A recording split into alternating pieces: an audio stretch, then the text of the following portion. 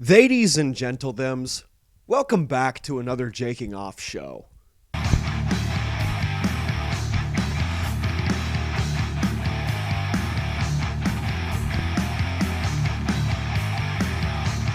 If you're listening to this episode on Spotify, Apple Podcasts, Stitcher, Amazon Music, iHeartRadio, or wherever else, then you won't be able to see that I am going through a hard time right now. I am currently not vibing with the world at the moment. For the last several weeks, I've been chronically depressed. Seasonal depression? I don't know. But this is what it looks like. This is what it looks like to be manically bummed out. For no real reason. Just bummed out. A feeling of self-loathing and worthlessness. Now, it's not just that. I may or may not have insomnia because I have trouble sleeping at night. The inner machinations of my mind keep me up. The internal dialogue does not stop. It doesn't stop. And on top of that, I have raging pain constantly through my gut. You've heard me talk about it before, the gastrointestinal issues that I have. I haven't had a good night's sleep in about 4 years. Yeah, going on 4 years of waking up every hour on the hour to shit my guts out. And it's not even a complete thing. You know, there hasn't been blood in my shit in quite some time. That is a good thing. But what's not good is that I wake up at best every 3 hours when it's time to sleep, to get up and take a shit. The second I get comfortable to fall asleep, I have to get up and torture myself because holding it in is even more painful than actually shitting the bed, which has not happened. Thank the gods. Because the pain wakes me up at night. The pain wakes me up. My doctor told me that I cannot sleep on my left or right side. And I am a side sleeper. I've always been a side sleeper. And I can't sleep on my belly, obviously. The most uncomfortable and only position that I can manage to fall asleep to is on my back. Like a vampire. Clenching my chest. I've trained myself to fall asleep like a vampire. Now, I fragmented an argument in my head and pissed myself off. So this is what we have for today's episode. This is what I look like on the real. 24/7, off stage, off mic, off air. I am in bed, writhing in mental anguish and physical pain, abdominal pain. I hate it. It is the fucking worst. I don't know what I did to deserve this, But here we are. I don't know how this came to be. Was it bad food that I ate? That's what I thought it was. Was it the excessive years of alcohol abuse that turned my guts against me? Maybe a combination of the three. Is it the autism? I don't know if you guys knew this, but it's common for people with autism to have gastrointestinal issues. It is common. The first 3 years of my life, as my mother puts it, have been explosive diarrhea. And it's not because she wasn't feeding me right. It's not because of that at all. My mom's a fucking hippie, dude. We ate organic. Back in the day, my mom had, she made pretty good money. Pretty good money. We ate Whole Foods like every day. I ate great when I was a little kid. But I can't take in the nutrition. I can't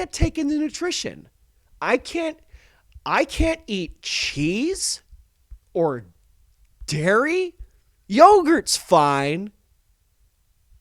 Gluten seems to bother me. Gluten-free. It doesn't even matter what I eat.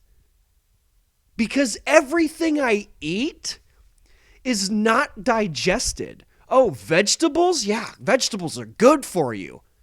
I don't digest the vegetables. My shits after eating vegetables looks like at the bottom of the sink drain when you're doing dishes. I like to call that the secret salad.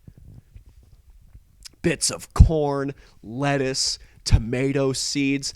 I can't eat sunflower seeds or almonds. Yeah, it's good in fiber. Fiber's a good thing, but it scratches up my insides. I don't even think I can eat food. I can have ingredients. Blueberries, maybe. I can have a smoothie, but that comes and goes very quickly. Coffee's out of the fucking question.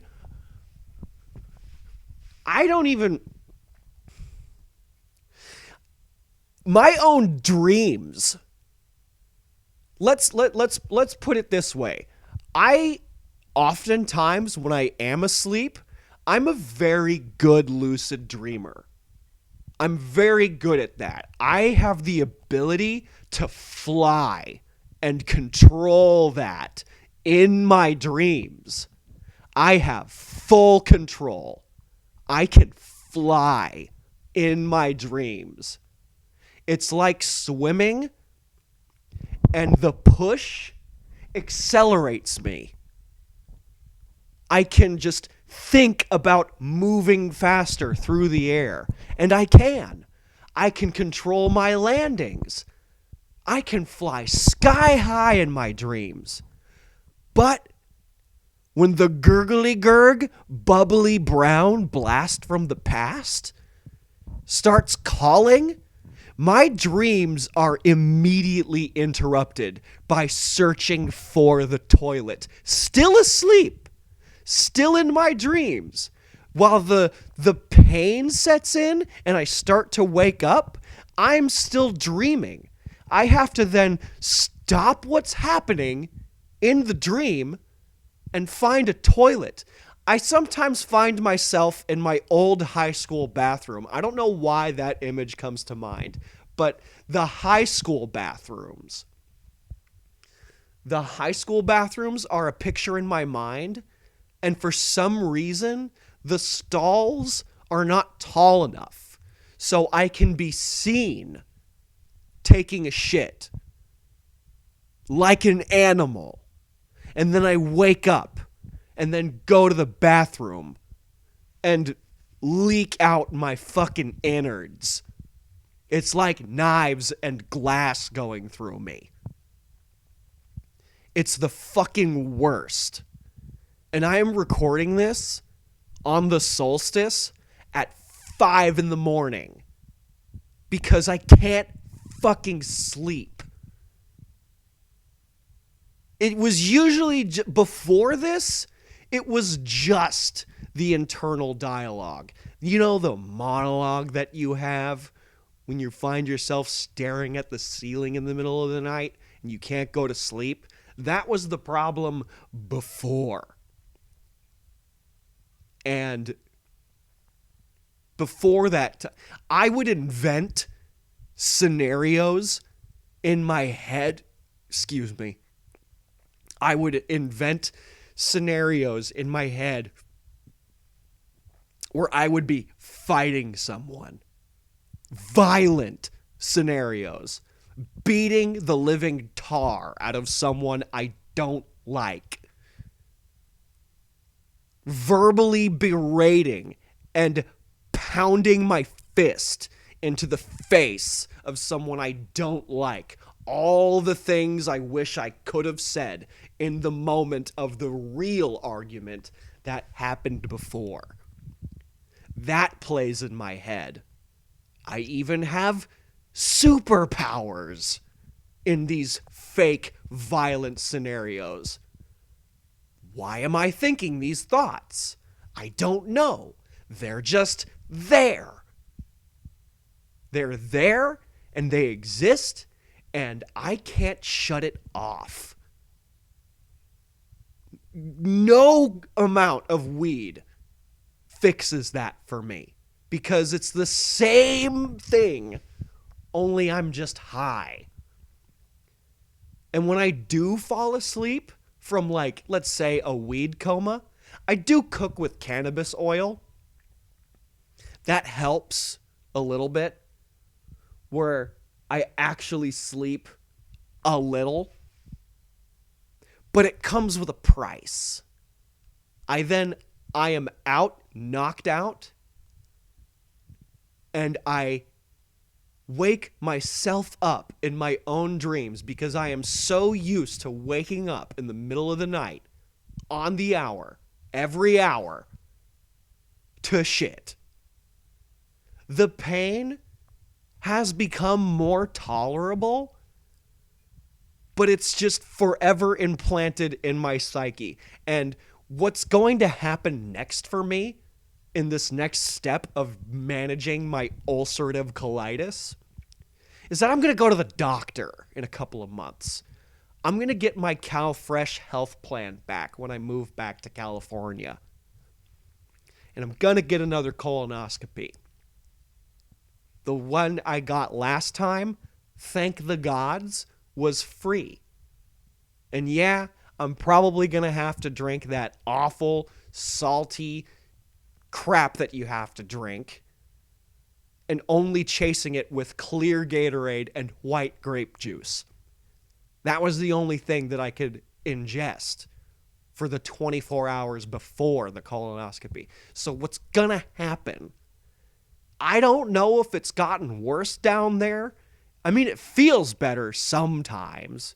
It's definitely better than it was before the diagnosis.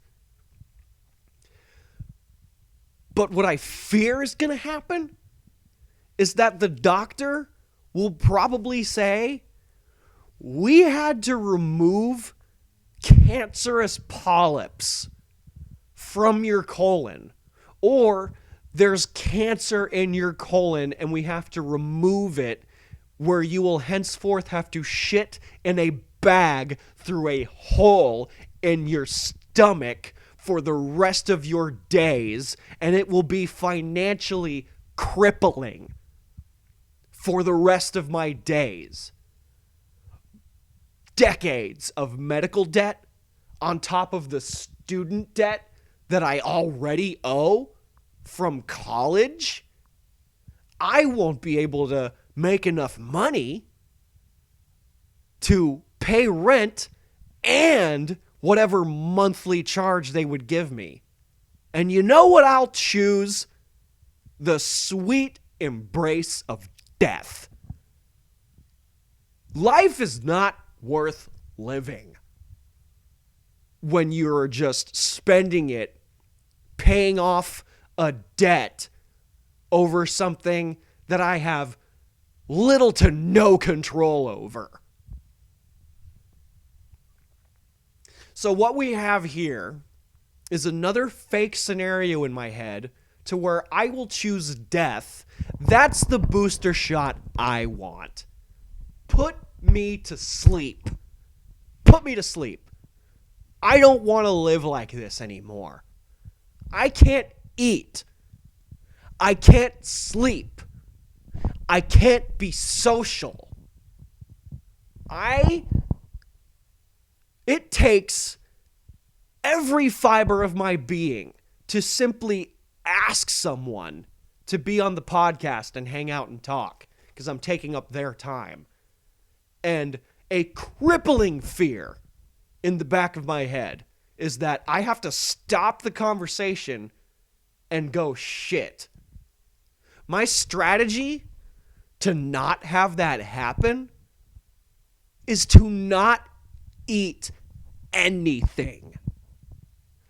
I do the intermittent fasting sometimes to give my digestive system a break and just not eat for 16 to 18 hours.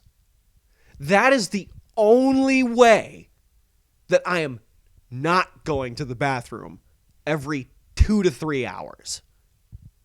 You have to eat, don't you? People gotta eat. And because I'm not absorbing the nutrition that I should be, because my gut is like going, oh, bacteria, bad. It's mistaking the good bacteria for the bad bacteria. That's what's happening. That's what's happening on the inside of me here. This is not for entertainment purposes. This is me, a straight white male, not choosing therapy because I likely won't be able to afford it. So this is what I do. I scream into the void through the lens and into the microphone and put it on the internet that hardly anyone listens to. And the people that do listen, thank you. I appreciate that. I am not knocking y'all.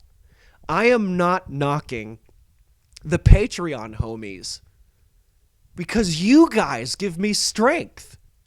And honestly, it's kept me from ending it all.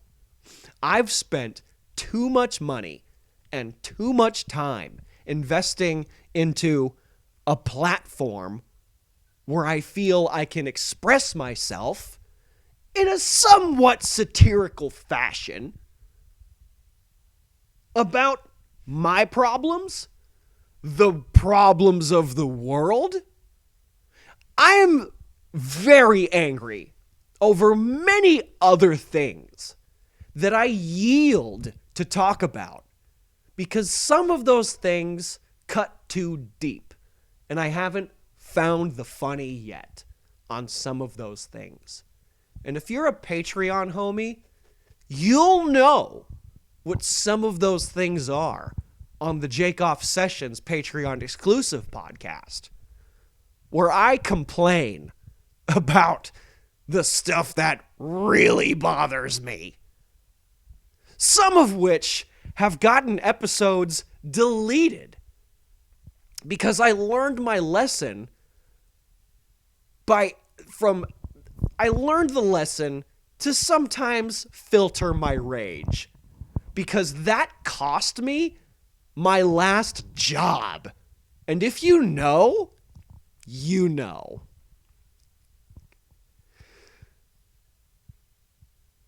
So what we have here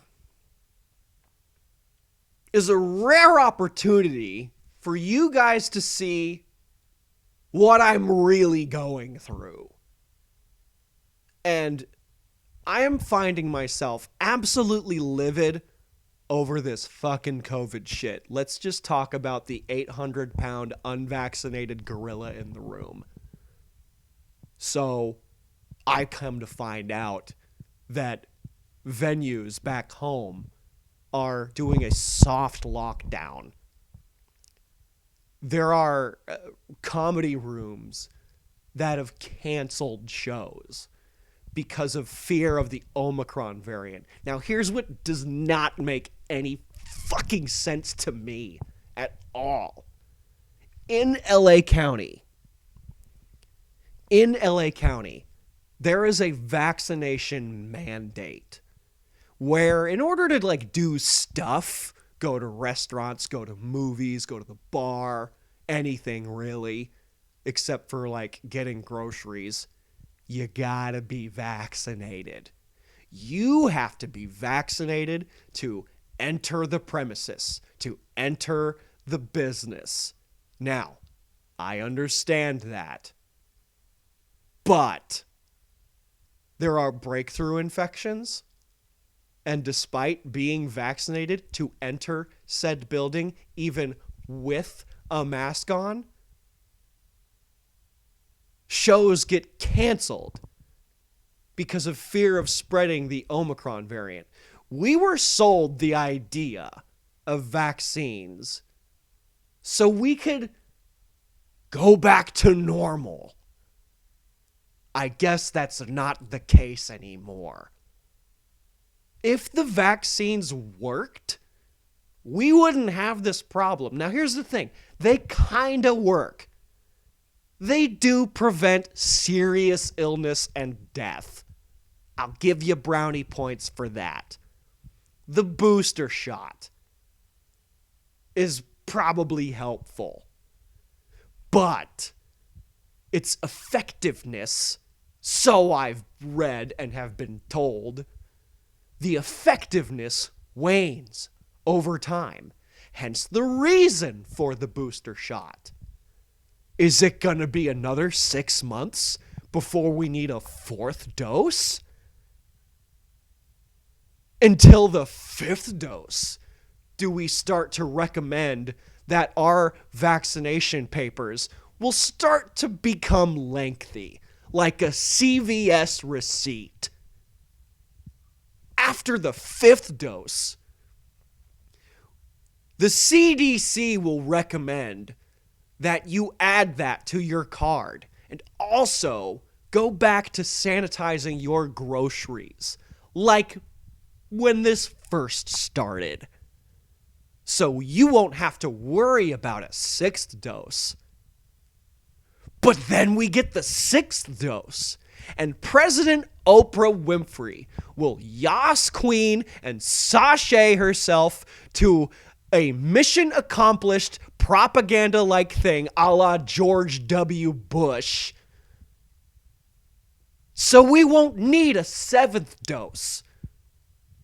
But until the 7th dose comes around, if you don't have the 7th dose, you will not be able to feed your family or be employed. You might suffer some side effects from having so many spike protein. I don't know what the fuck is going on. I don't understand why it's come to this. This was supposed to work. It doesn't. Now, I'm filtering my rage towards the 800-pound unvaccinated gorilla in the room because that's what we're all talking about. We're all scared. We're all worried. I get that. But despite being, fighting the virus and being vaccinated and boosted and all that shit, we're still scared. How can we live like this? How can we live in fear over this? This is not a way to live. So what do? We keep our distance, we wash our fucking hands, and we do the best we can. We stay vigilant, yes, we stay vigilant, but we do not live in fear. We promote health. There are many other weapons on this, and some of the weapons that nobody's talking about are immune booster supplements You see, my sponsor happens to be Fnxfit. Now, I know what you're thinking. What is Fnxfit? Oh, does that sound like an MLM? Am I selling vitamin supplements that you should buy to keep yourself in fighting shape and in good health to best fight this thing that seems to be unstoppable? I actually use this stuff. They ship me products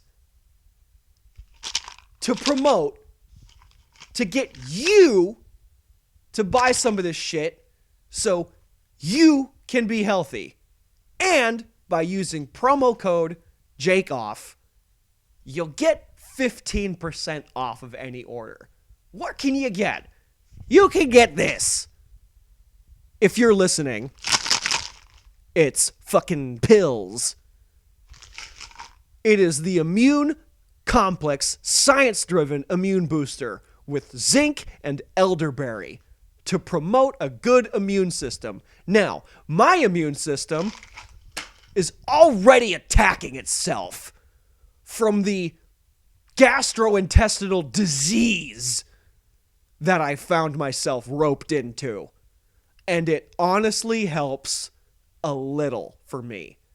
And if I am immune compromised, how I didn't get fucking hospitalized before the vaccinations were I don't know.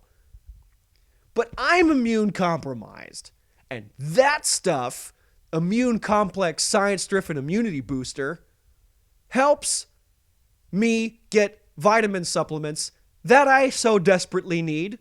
And then I'm clearly malnourished and not taking enough nutrition because my body doesn't fucking digest it. But why stop there?